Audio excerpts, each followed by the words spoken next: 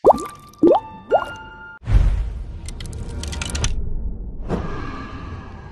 kita di Sinjai, ada desa Barania.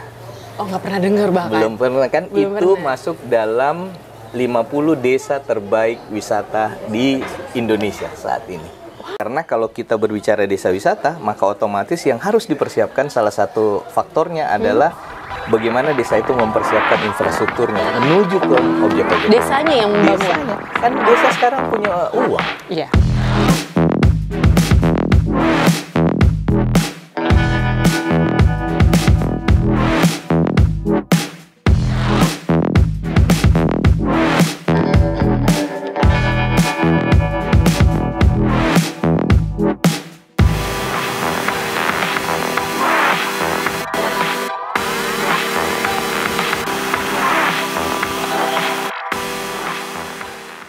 Assalamualaikum, selamat siang. Apa kabar pemirsa Buka Mata News? Masih dalam rangka third anniversary dari Buka Mata News dan kembali lagi di Kopi Tumpah.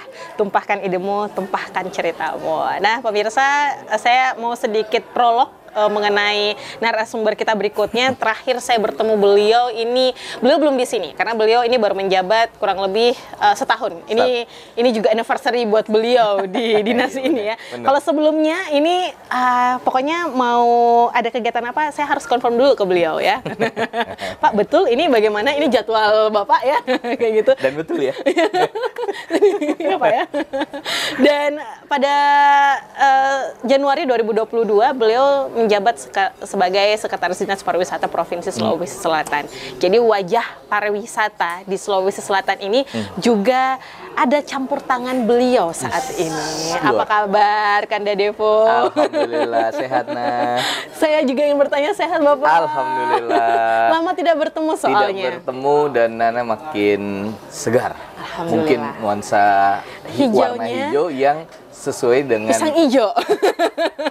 Sesuai dengan ini yang Buka Mata News. Iya, betul selalu sekali. Yang segar-segar. Luar biasa. Ini juga merupakan sebuah kebanggaan yang luar biasa karena di dalam rangka third anniversary dari Buka Mata News akhirnya bisa mewawancari kembali beliau.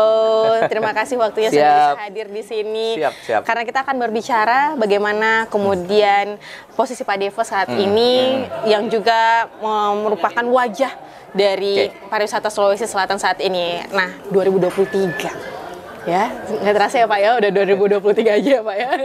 2024. Cepat sekali ternyata. Waktu itu sangat cepat. 2024 sebentar lagi nih Pak. Bentar. Pelan-pelan. 2023 dulu nih Pak. Pelan-pelan. Bagaimana wajah yang akan ditunjukkan mengenai pariwisata Sulawesi Selatan? Oke, jadi yang paling pertama adalah saya mau kasih gambaran apa sih yang kita udah capai di 2022 ini sebelum kita bicara 2023. Jadi yang paling pertama adalah 2022 kita berhasil kembali merebound jumlah kunjungan wisatawan. Jadi yang di tahun 2020, 2021 angkanya itu bisa minus sampai di bawah 30%. Nah ini 2020 kita sudah rebound kembali. Bahkan reboundnya cukup tinggi untuk wisatawan mancanegara itu bisa 60%-an lebih. Untuk wisatawan domestik angkanya juga kenaikannya tinggi sekali. Tapi ini compare-nya dengan tahun berapa nih Pak? Tahun sebelumnya. 2021. 2021. Oke. Gitu.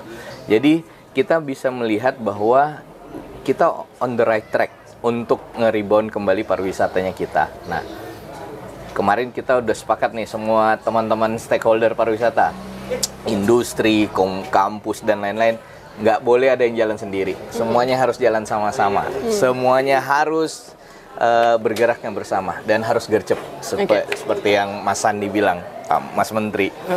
Alhamdulillah kita reboundnya bagus, kunjungan kita menembus 7,3 juta tahun ini dan kita masuk dalam 5 provinsi terbaik di Indonesia untuk indeks pembangunan kepariwisataan. Alhamdulillah. Itu adalah sebuah angin segar yang kita dengarkan untuk pariwisata di Sulawesi Selatan karena betul-betul anjlok pada saat pandemi Covid. Iya, 2020 ke 2021 itu penurunan pendapatan sektor pariwisata sampai 83%.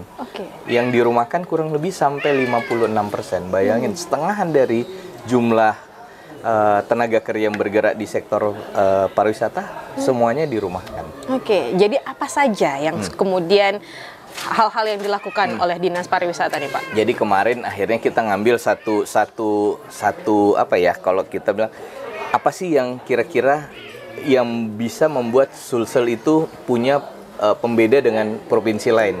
Sebenarnya pandemi ini kita bisa melihat sebagai satu juga kesempatan. Kenapa? Karena semua provinsi kan start dari nol jadinya.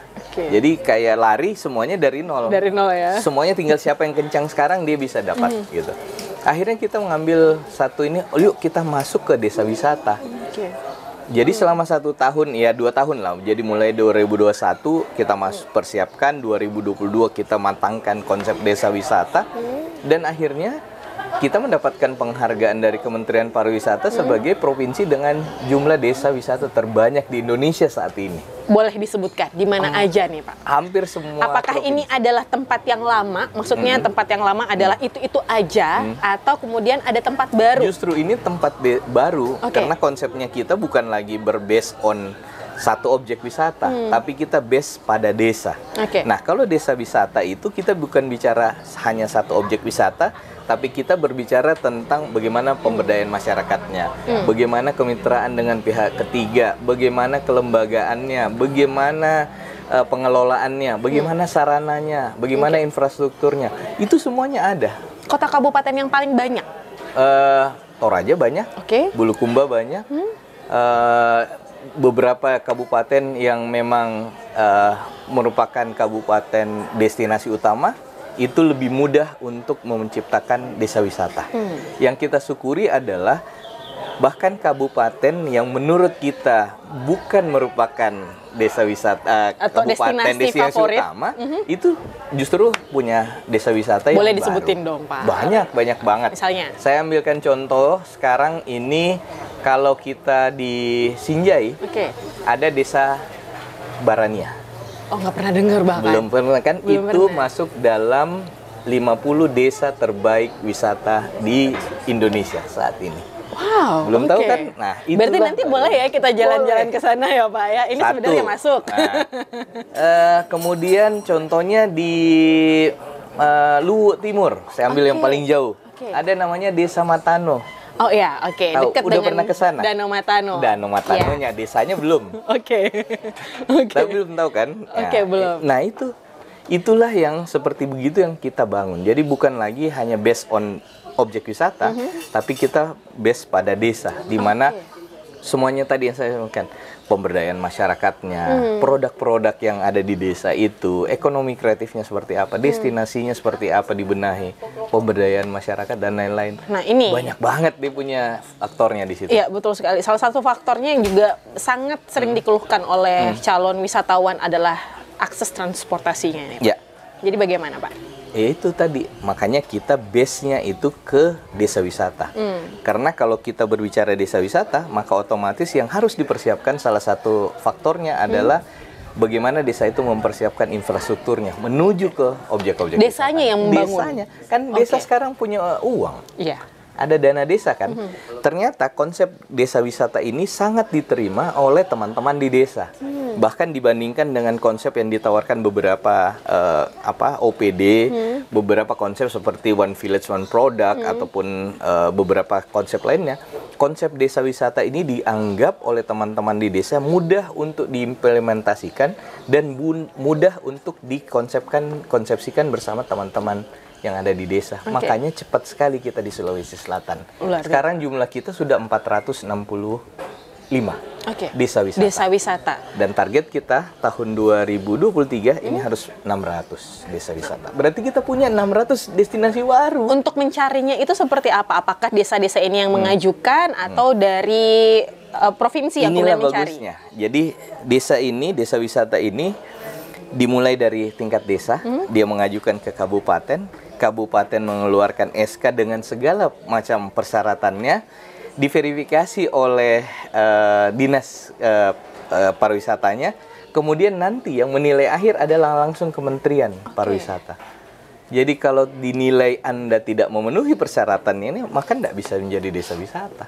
Berarti kalau sudah memenuhi, ini berarti sudah layak untuk Sudah dikunjungi. layak untuk dikunjungi. Oke. Nah, sudah layak dikunjungi, sudah layak dibantu untuk pelatihan-pelatihannya, untuk CHSE-nya, masalah kebersihannya, masalah kesehatan, sustainable programnya seperti apa, itu semuanya sudah disiapkan di situ.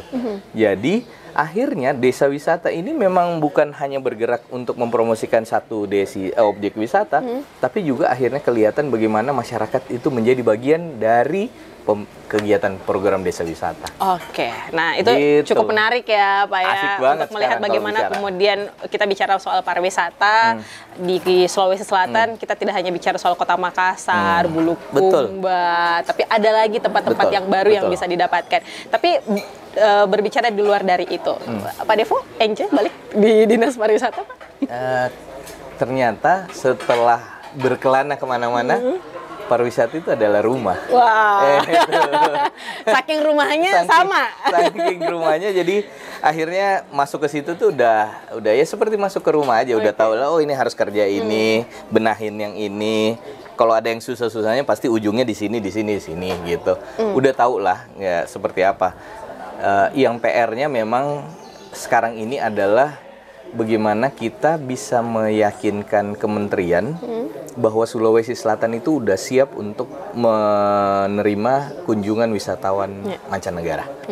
Jadi bagaimana cara mengerjakan PR tersebut? Salah satunya adalah kita selalu sekarang minta ke kementerian, berikan kami kesempatan kalau ada kegiatan promosi ke luar negeri, ikutkan kami supaya kami juga mempersiapkan itu. Oke. Gitu. Jadi akhirnya kita bukan hanya melihat lagi bahwa Sulsel ini hanya terbuka untuk wisatawan pergerakan domestik, tapi wisatawan mancanegara pun udah siap. Sekarang enaknya kan ke Toraja udah punya pesawat, kan udah penerbangan yang tadinya 7-8 jam, sekarang 45 menit kita sudah di Toraja. Oke, baik. Gitu. Senang sekali bisa mendengarkan bagaimana kemudian pariwisata di Sulawesi Selatan ini kembali bangkit, kembali bergelora, dan yang menariknya adalah bukan tempat itu lagi yang bisa kita datangi nanti, tapi banyak destinasi. Kita nantikan 600 destinasi selanjutnya, siapa tahu nanti Bukamata News juga bakalan diajak ya. Kita harus sama-sama nanti keliling. Kita jalan-jalan ke destinasi berikutnya. Terima kasih Pak Depo untuk udah mampir ke sini dan juga hadir di third anniversary dari Bukamata News. Semoga kita bisa ketemu lagi dan bincang-bincang lebih banyak lagi mengenai pariwisata di Sulawesi Selatan. Terima kasih dan selamat ulang tahun yang ketiga untuk Bukamata News. Terima kasih banyak. Baik, dan itu dia perbincangan kita bersama dengan Bapak Devo Kadafi selaku Sekretaris Dinas Pariwisata Sulawesi Selatan. Dan kalau begitu jangan lupa untuk datang dan kunjungi desa wisata yang ada di Sulawesi Selatan. Terima kasih dan sampai jumpa.